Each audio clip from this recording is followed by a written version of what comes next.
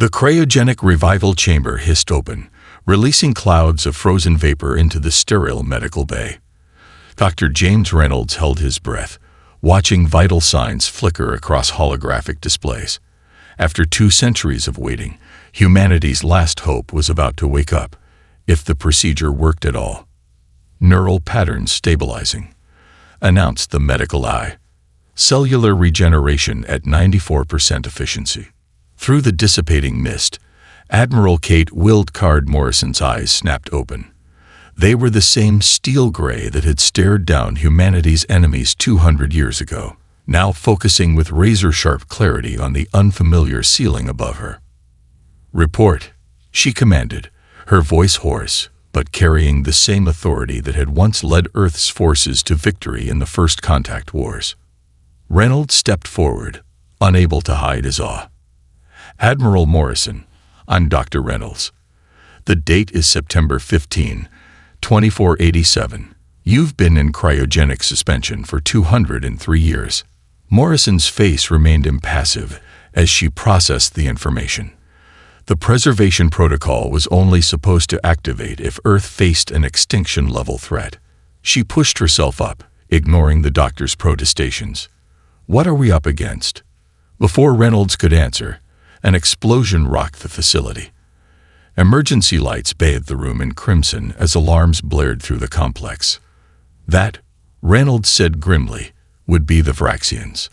They've been systematically destroying human colonies for the past decade. "We're losing the war, Admiral. Badly." Morrison swung her legs off the revival platform, muscles responding with well-preserved precision thanks to the neural maintenance protocols. "Show me." Reynolds activated the room's holographic display. A 3-dimensional map of human space materialized, or what was left of it. Where humanity had once controlled over 300 star systems, only a dozen points of light remained. "Their battle computers outthink our best AI commanders at every turn," Reynolds explained. "We've lost 82% of our territory in the past 10 years. Earth's outer defense line fell last month." Morrison studied the tactical display, her expression darkening. "Where's the 7th Fleet?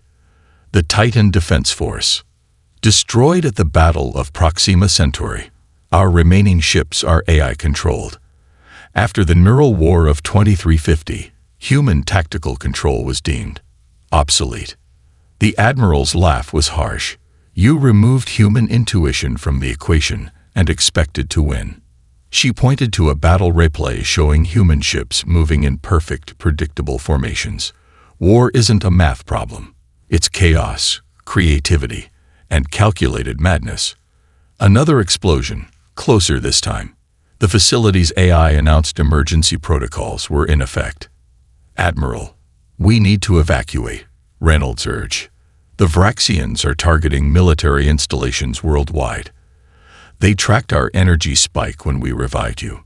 Morrison was already moving, her gait steady despite 2 centuries of hibernation. "Get me to the command center. How many ships do we have in orbit?" 3 destroyers and a carrier, all AI-controlled. "Not for long." Morrison's eyes held the same fire that had made her a legend. "The Vraxians want to fight machines. Let's show them what human unpredictability looks like." They rushed through corridors filled with panicked personnel. Morrison absorbed everything with tactical precision. Weapon loadouts, communication protocols, defensive capabilities. 2 centuries had changed much, but the fundamentals of war remained the same. As they reached the command center, a junior officer rushed up with a neural interface headset. "Admiral, you'll need this to connect to the battle network." Morrison pushed it aside. "No automation. Get me a direct comm line to those ships. It's time to remind humanity how we won wars before we let computers do our thinking." Above them, through the armored skylight, trails of orbital combat lit up the night sky. Humanity's latest war for survival was about to take an unexpected turn. The legend had returned, and she was about to rewrite the rules of modern warfare. The Joint Chiefs sat in stunned silence as they watched their most advanced battle simulation collapse into chaos. Admiral Morrison stood before the holographic display, her antiquated naval uniform a stark contrast to their sleek, neural-augmented attire.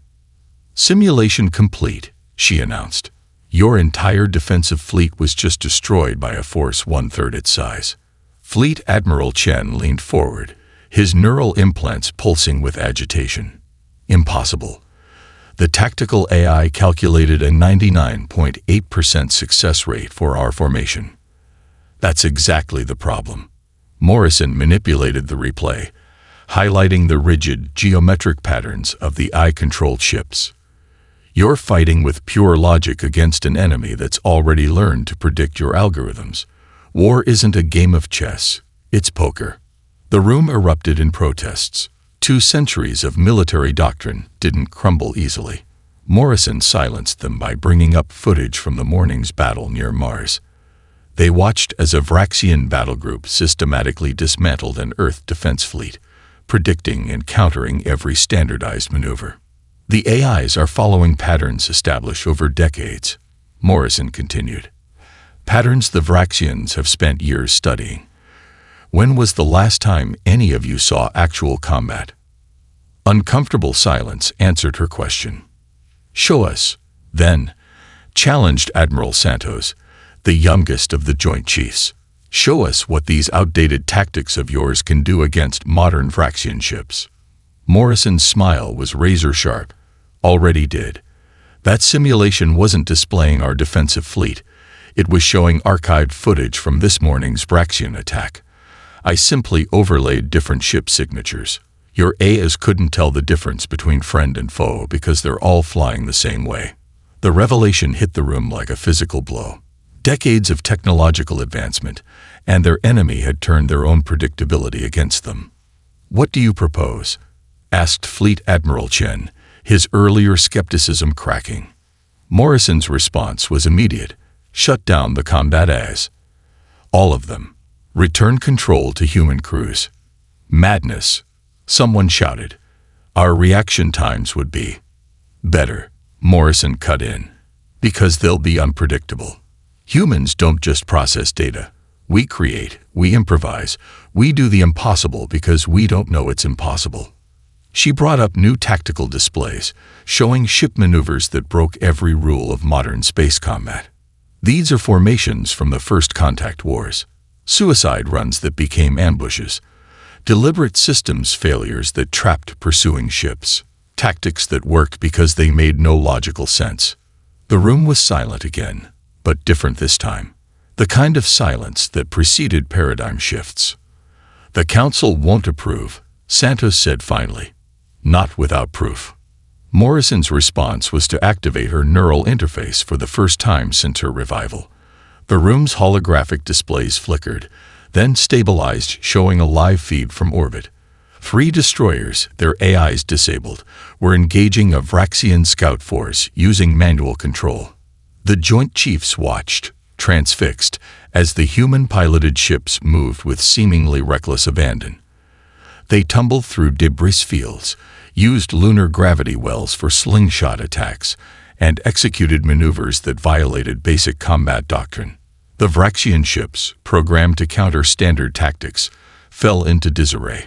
Within minutes, the scout force was in retreat, leaving behind 2 destroyed vessels.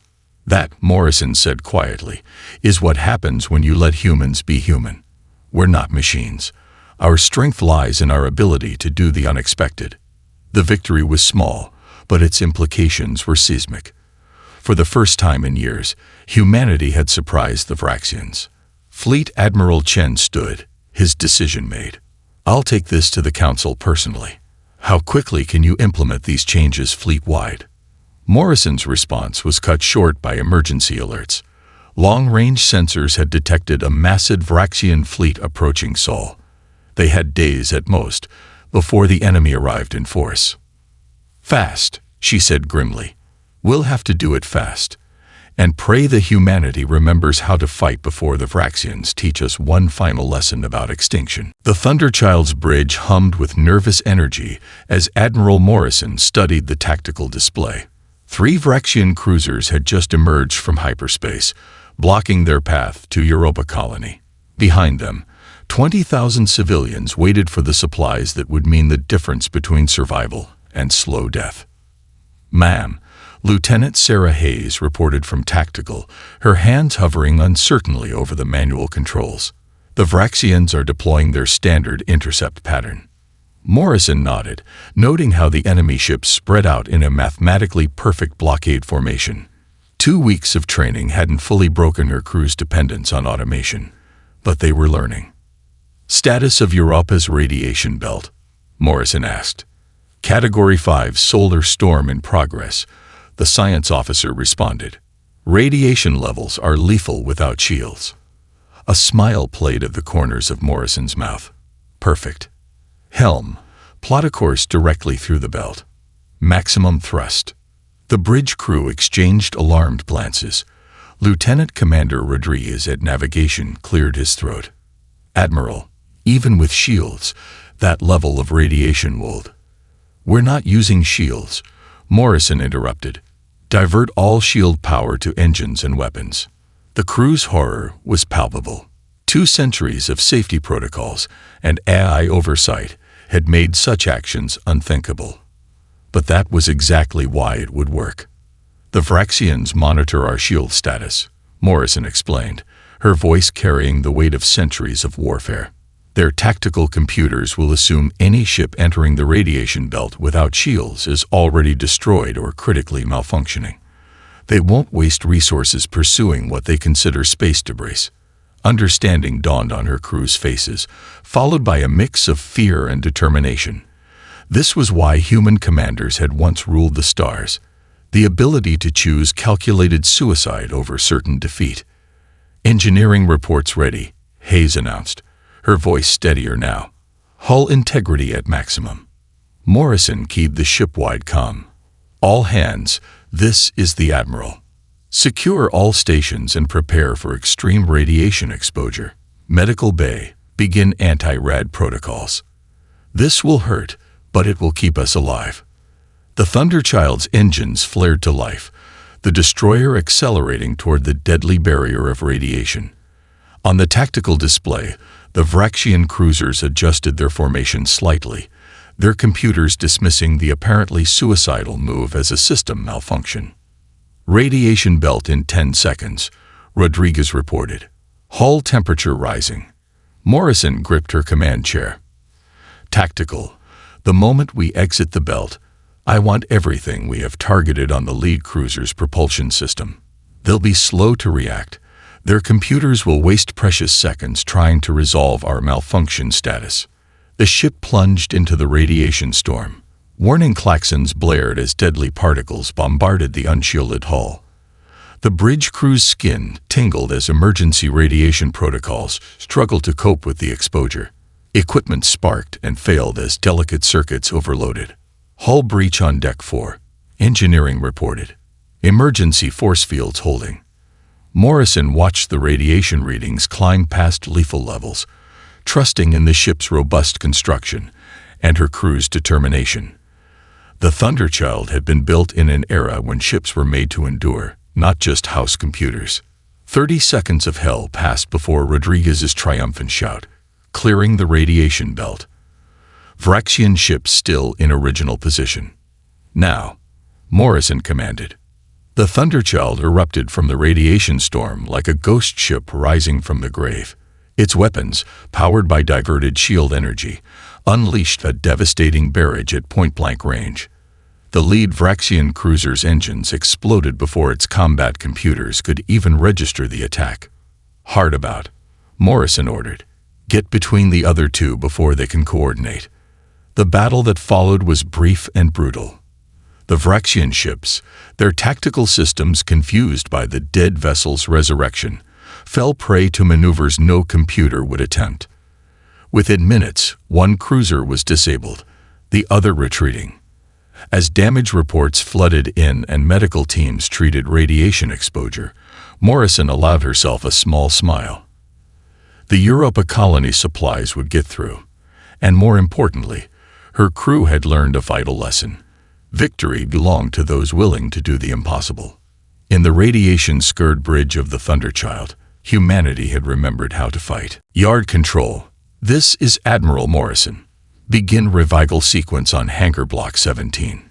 Ancient floodlights sputtered to life, illuminating a massive underground chamber that hadn't seen use in over a century. Stretching for kilometers beneath the lunar surface, the forgotten facility housed hundreds of decommissioned warships from humanity's earlier conflicts. Lieutenant Hayes stood beside Morrison on the observation deck, watching maintenance drones clear decades of dust from hull plates. The Preservation Society is going to have a fit, Admiral. These ships are historical monuments. They're weapons, Morrison corrected, and we're going to remind the Vraxians of that fact. She gestured to the closest vessel, its scarred hull bearing the name Normandy. That ship survived 3 first-contact battles. No AI, no neural interfaces, just steel and guts. The revival operation, dubbed Operation Lazarus, had been Morrison's most controversial proposal yet. While the Joint Chiefs argued over protocol, she begun reactivating ships that modern doctrine had deemed obsolete. Ships built to fight dirty. Status report on the crew training, Morrison asked, reviewing holographic readouts of the restoration progress. Better than expected, Hayes replied. The simulators show a 60% improvement in combat performance since we implemented your historical battle protocols. The Wolf 359 Defense Fleet is particularly. A priority alert cut her off. The tactical display shifted to show a Vraxian battle group approaching Wolf 359, one of humanity's last colonial strongholds. Morrison's eyes narrowed. Time to test our theory. Signal the Ghost Fleet. We launch in 30 minutes. The Vraxian command ship emerged from hyperspace expecting another routine victory. Their scans showed only a small defensive force around Wolf 359. Obsolete ships their tactical databases barely recognized. They didn't expect those ships to be waiting in the system's dense asteroid field, running silent with minimal power signatures. They didn't expect the old vessels to be carrying experimental stealth tech that turned the rocks themselves into sensor blinds. And they certainly didn't expect what happened next.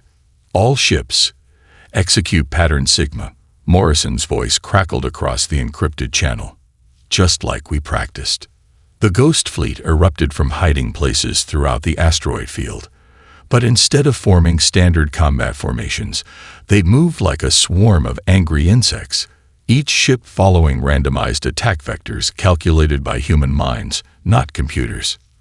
Normandy Group, commence Wolf Pack Protocol, Morrison ordered from her flagship. Yorktown Squadron, prepare for solar flare surfing. The Vraxian ships, their combat computers struggling to track the chaotic movement patterns, launched automated countermeasures. But their calculations, based on decades of AI combat data, couldn't predict the seemingly suicidal maneuvers of human-piloted vessels. Morrison watched as her crews executed tactics pulled from centuries of naval warfare. Ships dove through debris fields that should have torn them apart. Others used solar prominences to mask their approach, riding the stellar flames like ancient surfers catching waves. "Ma'am," Hayes reported, "the Vraxians are adjusting their formation. Their targeting solutions are improving. Time for the submariner's gambit," Morrison replied. "Signal the Normandy Group." What followed was a masterpiece of three-dimensional warfare. The Ghost Fleet's larger ships charged the Vraxian line head-on, drawing their fire. Meanwhile, smaller vessels powered down completely, drifting dead through the battlefield until they were behind enemy lines. The Vraxian computers, programmed to ignore destroyed targets, never saw the killing blow coming. When the battle ended, 5 Vraxian capital ships drifted powerless through space. The Ghost Fleet had suffered damage, but Morrison's unconventional tactics had won the day.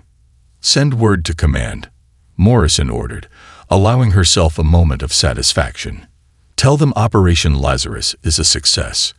And tell the Preservation Society they'll get their museums back when the war is over."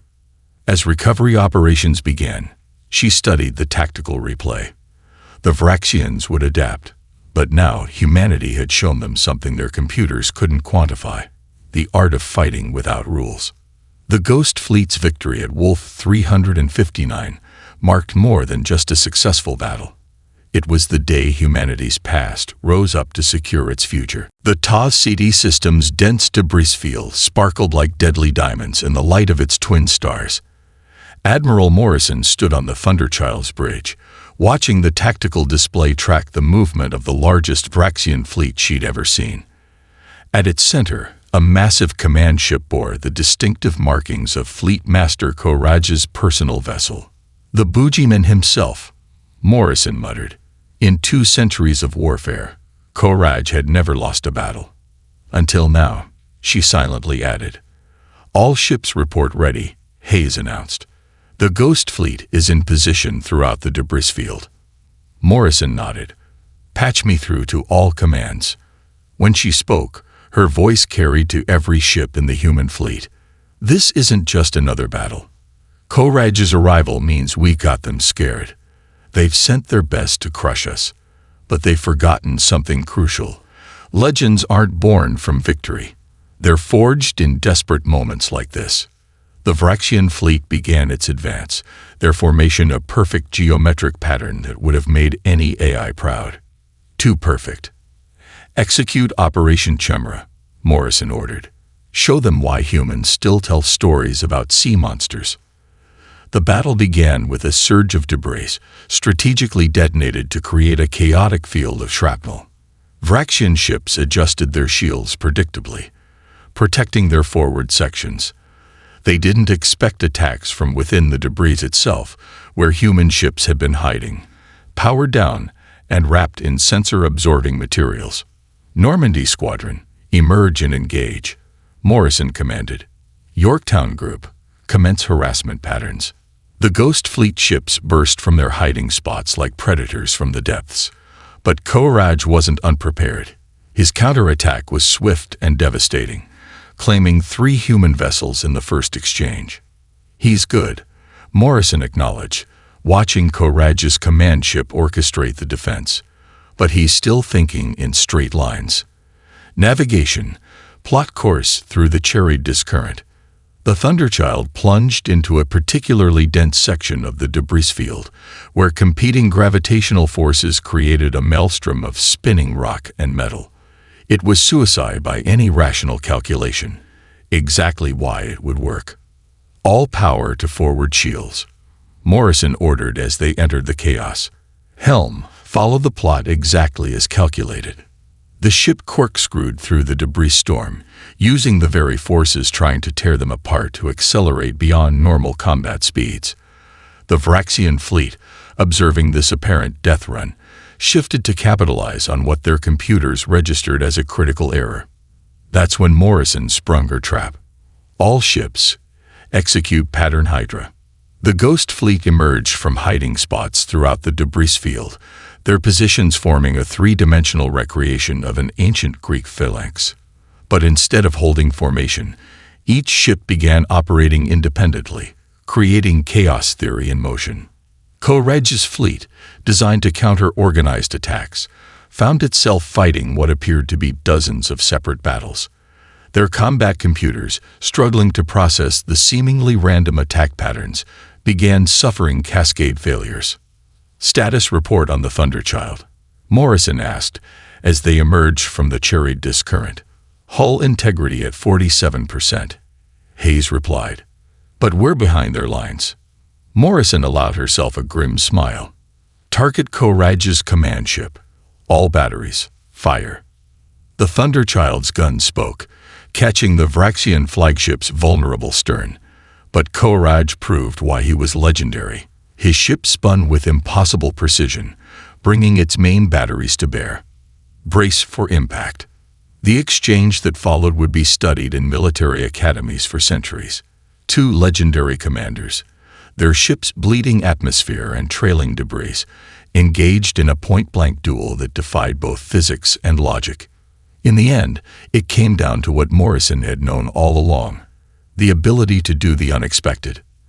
As Koraj's ship moved to deliver the killing blow, the Thunderchild cut all power, appearing dead in space.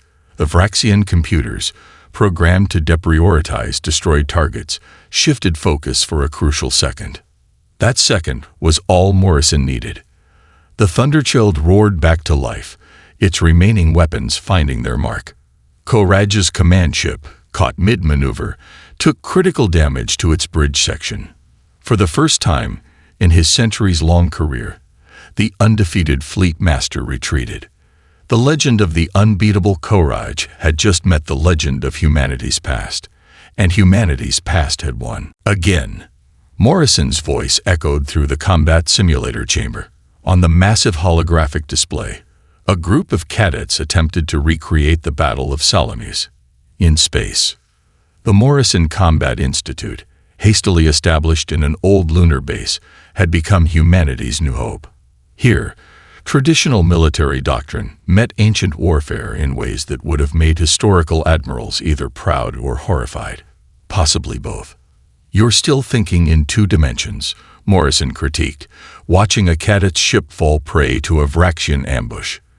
The Athenians didn't just use the strait. They used the morning sun. In space, every star is your sun, every debris field your strait. Lieutenant Hayes, now serving as chief instructor, paused the simulation. "Admiral, incoming transmission from Earth Command. The Vraxians are adapting to our tactics faster than expected." Morrison had been waiting for this. "Show me." The tactical display shifted to recent battle footage.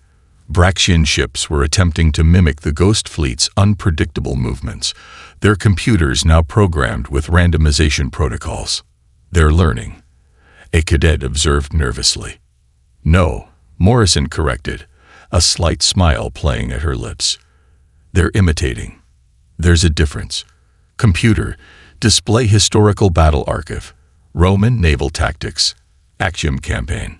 The hologram shifted again, showing ancient galleys executing complex maneuvers. The Romans didn't just copy Greek naval tactics, they revolutionized them. Each generation added their own innovations. She turned to her students. "Show me something I haven't thought of yet." What followed was a cascade of ideas that would have made traditional military strategists choke on their coffee. One cadet suggested using quantum entanglement to coordinate ships appearing to move randomly. Another proposed adapting old submarine wolfpack tactics to solar winds. "That's it," Morrison encouraged. "The Vraxians are trying to copy our unpredictability, but they're doing it mathematically. Show them something organic." The Institute became a crucible of innovation. Teams of young officers combined centuries of Earth's military history with bleeding-edge technology. Medieval cavalry charges became devastating hit-and-run attacks using gravitational slingshots. Ancient Greek fire tactics were reimagined with plasma weapons and solar flares. During one notable simulation, a young ensign recreated Hannibal's double envelopment at Cannae using asteroid fields and sensor ghosts. The Vraxian combat computers crashed trying to calculate all possible outcomes. "We're not just teaching them to fight," Hayes observed, watching pride shine in Morrison's eyes. "We're teaching them to think." "That's always been humanity's true weapon," Morrison replied. "Our ability to learn, adapt, and pass on our knowledge while adding to it." The breakthrough came during a live-fire exercise near Saturn. A graduate of the Institute, commanding a small patrol group, encountered a superior Vraxian force.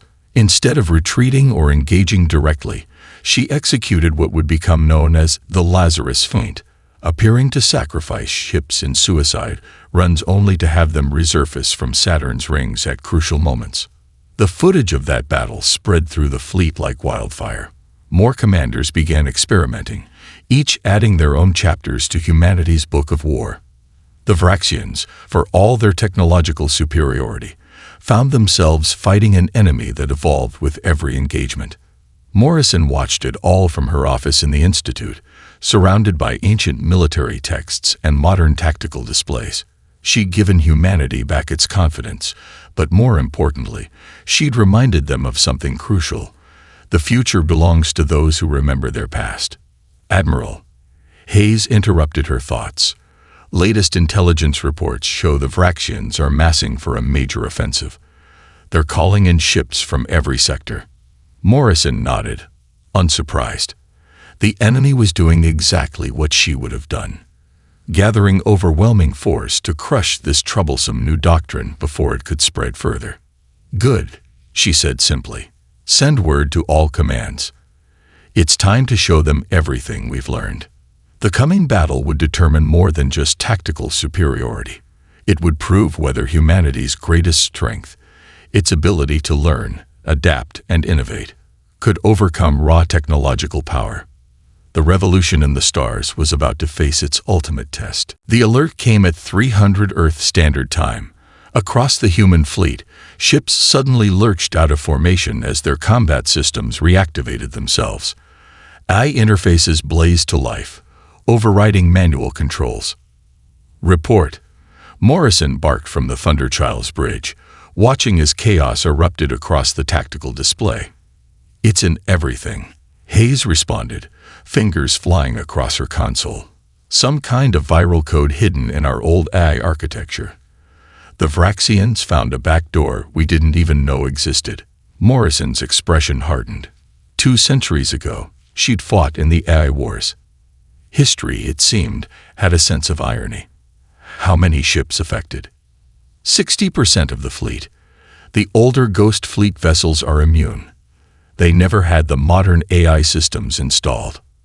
On the main screen, human ships began moving in frighteningly familiar patterns, their infected AIs forcing them into predictable formations the Vraxians knew how to counter. Already, enemy ships were emerging from hyperspace, ready to exploit the chaos. But Morrison was smiling. "Send the signal," she ordered. "Initiate chaos protocol." Across the fleet, prepared crews activated emergency systems that had been quietly installed over the past month. Key systems shut down in controlled sequences, creating the appearance of catastrophic failures. Ships began drifting, their power signatures fading. The Vraxian fleet paused, their combat computers struggling to assess the situation. Their virus was working, but instead of gaining control of the human ships, they were watching their targets apparently self-destruct. "All ships showing false catastrophic failure signatures," Hayes reported. "The Vraxians are reading us as dead in space." "Now we'll see who really learned from whom," Morrison said quietly. "Signal the Ghost Fleet. Begin Operation Lazarus Redux." What followed would be remembered as the Battle of Sirius, where humanity's newest tactics met its oldest in a symphony of controlled chaos. Ships that appeared dead suddenly roared to life, their manual systems bypassing the infected AI completely. The Ghost Fleet, led by Morrison's own graduates, executed maneuvers that no computer would ever attempt. "Yorktown Squadron, perform the Thermopylae Gambit," Morrison commanded. "Normandy Group, initiate Operation Trojan Horse." Ancient tactics found new life in the void. Ships thought destroyed became deadly traps. Others used their malfunctioning engines to create unpredictable attack vectors. Every failure became an opportunity, every glitch a weapon. The Vraxian fleet, expecting to face predictable AI-controlled opponents, found themselves fighting an enemy that turned chaos itself into a battle strategy. Their virus, designed to impose order, had instead unleashed perfect disorder. "Ma'am," Hayes called out, "the Vraxians are attempting to adapt their virus. They're trying to force complete shutdowns instead of just AI control." "Let them," Morrison replied. "Every system they shut down is one more they have to watch, one more potential threat they can't predict." The battle reached its crescendo when the Vraxian flagship, believing it had cornered a group of disabled human cruisers, moved in for the kill. The disabled ships suddenly activated hidden weapon systems, their crews having trained for weeks to fight with minimal power signatures. The flagship never saw the killing blow coming. As the Vraxian fleet retreated in disarray, Morrison watched the damage reports flow in. They'd lost ships, good ships and better crews, but they'd proved something invaluable. Humanity could not be controlled by turning its own technology against it. "Send word to all commands," she ordered. "The next phase begins now. It's time to take the fight to them." The Battle of Sirius marked more than just another victory. It proved that humanity's greatest strength wasn't in its technology or even its unpredictability. It was in its ability to turn apparent weakness into strength. The Vraxians had tried to use humanity's dependence on AI against them. Instead, they'd forced humanity to remember how to fight with nothing but courage, skill, and ingenuity. As Morrison watched her fleet regroup, she knew the final battle was coming. The Vraxians would return with everything they had, and humanity would be ready. Earth's blue sphere hummed like a precious jewel against the void, its orbital rings glinting in the sunlight. Admiral Morrison stood on the Thunderchild's observation deck, watching the largest fleet humanity had ever assembled take formation around their homeworld. Vraxian hyperspace signatures detected, Hayes reported from behind her. Their entire remaining fleet, just as intelligence predicted. Over 2,000 ships. Morrison nodded, unsurprised. They've committed everything. No retreat, no reserves. She turned to face her XO of the past year. Are we ready? The solar defense grid is operational. Ghost Fleet is in position throughout the system. The Morrison Institute graduates are in command of their designated sectors. Hayes paused. We're as ready as we'll ever be. The first Vraxian ships began emerging from hyperspace, their formation spanning the space between Earth and Luna. It was a sight meant to inspire terror, the full might of an empire brought to bear against a single system. Send the signal, Morrison ordered. Begin Operation Legacy. The battle for Earth began not with a bang, but with silence. Throughout the solar system, human ships powered down, seemingly abandoning their positions. The massive Vraxian fleet, their computers detecting no resistance, began their advance. They never saw the solar collectors repositioning, their massive mirrors focusing the sun's energy into deadly beams. They didn't notice the civilian ships, retrofitted with experimental gravity drives, moving into position behind asteroids and space debris. Now, Morrison commanded. Humanity's last stand erupted into orchestrated chaos.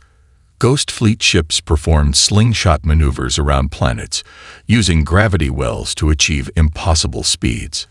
Civilian vessels turned into makeshift weapons platforms, emerging from hiding spots to strike and vanish again. The solar system itself became a weapon. Concentrated solar energy cut through Vraxian formations. Carefully calculated gravitational eddies threw enemy ships off course. Every piece of space debris became a potential threat, hiding human vessels ready to strike. They're adapting, Hayes warned as the Vraxian fleet began to split into smaller, more manageable groups. Good, Morrison replied. Signal all commands. Execute Thermopylae contingency. What followed was warfare elevated to art. Every tactic humanity had learned, every lesson paid for in blood, came into play. Ships performed maneuvers inspired by everything from ancient Greek triremes to World War I submarine warfare. The Morrison Institute graduates proved their worth, each battle group acting independently yet part of a greater whole. The Thunderchild led from the front, its scared hull testament to countless battles. Morrison watched as her crew, human hands on manual controls, performed feats no eye would ever attempt. They rode solar winds like ancient sailors, used planetary magnetospheres as shields, turned their own battle damage into tactical advantages. But the Vraxians weren't finished. Their superior numbers began to tell, pushing closer to Earth despite horrific losses. Morrison knew they had one final card to play. All ships, she broadcast across the fleet, execute Operation Phoenix. The supposedly dead hulks of destroyed human vessels suddenly came to life, their crews having waited in minimal life support for this moment. The Vraxian fleet, their rear supposedly secure, found itself caught in humanity's final trap. The battle reached its climax as Morrison brought the Thunderchild alongside the Vraxian flagship. Both ships were wrecked, bleeding atmosphere and trailing debris. In that moment, two civilizations' approaches to warfare faced off. Perfect calculation versus controlled chaos. All remaining power to forward batteries, Morrison ordered. Plot collision course. Hayes didn't hesitate. Course plotted. It's been an honor, Admiral. The Thunderchild, humanity's restored legend, drove into the heart of the Vraxian command ship. The explosion lit up Earth's sky like a new star. In the aftermath, as the Vraxian fleet retreated in disarray, humanity had learned its greatest lesson. Their strength lay not in technology, not in numbers, but in their ability to defy convention, to think beyond programming, to do the impossible because they didn't know it was impossible. The legend had returned not just to win a war, but to remind humanity of what it truly was: untamable, unpredictable, and ultimately unbeatable. The war was over. The future belonged to chaos.